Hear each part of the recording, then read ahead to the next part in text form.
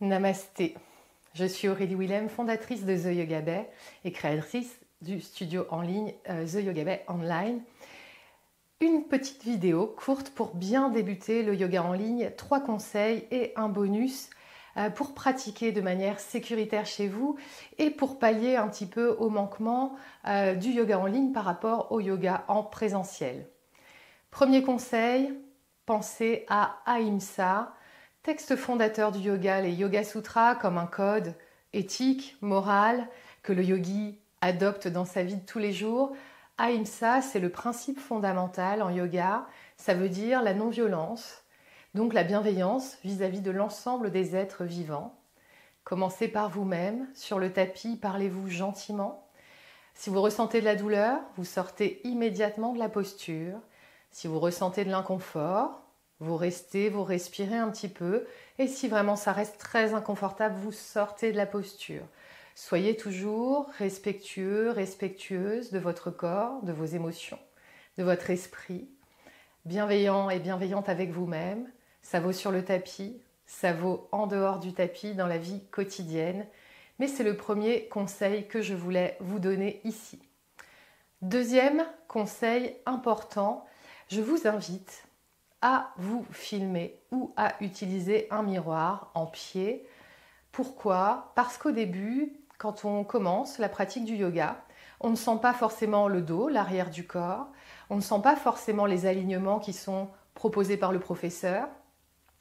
Et pour en prendre conscience, vous pouvez vous filmer, alors pas forcément à chaque séance, mais vous filmez de temps en temps, regardez votre chien tête en bas, regardez votre planche, regardez les postures, à voir si ça ressemble un petit peu à ce que je vous propose dans la séance. Vous filmez de temps en temps, puis regardez rapidement ensuite. Un miroir en pied, ce sera évidemment pas pour s'admirer, mais plutôt pour vous aligner au fur et à mesure. Vous n'avez pas le professeur à domicile pour vous aider à trouver vos alignements.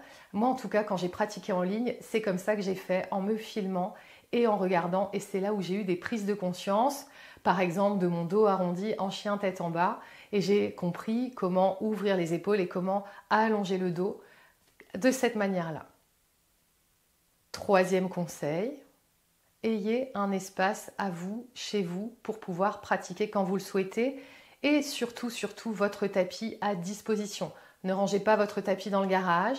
Soit vous avez un espace à vous, une chambre inoccupée, un bureau, soit vous avez un moment à vous où vous pouvez être seul dans votre salon par exemple. Votre tapis est toujours prêt à être déroulé. C'est la condition pour une pratique régulière, sans trop se poser de questions. On attrape le tapis, on met une séance, même une séance courte.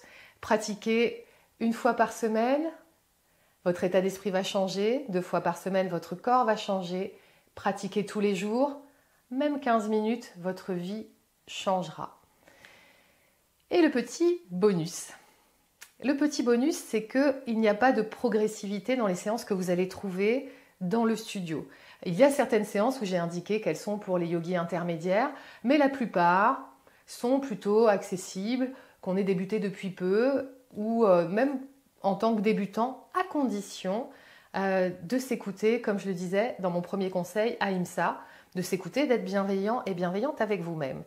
Mais comme il n'y a pas de progressivité, l'ego va nous amener parfois à aller piocher des séances où on voit bien qu'il y a des postures un peu techniques et on y va quand même.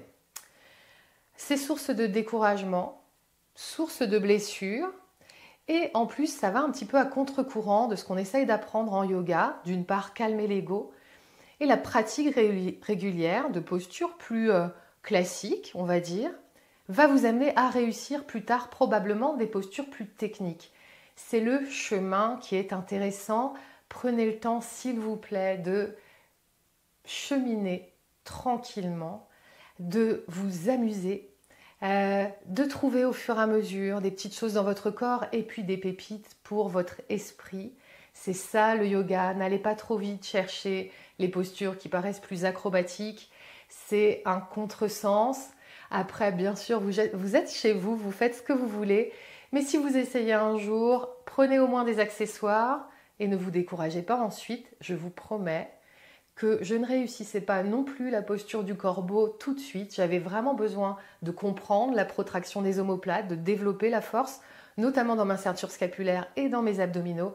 Et ça va venir vraiment au fur et à mesure de la pratique.